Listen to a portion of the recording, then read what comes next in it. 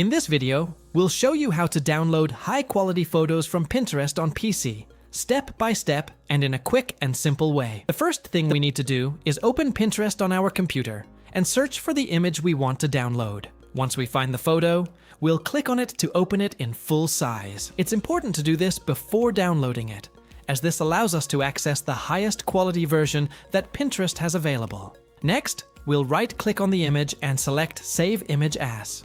We'll choose the folder where we want to save the photo and click Save.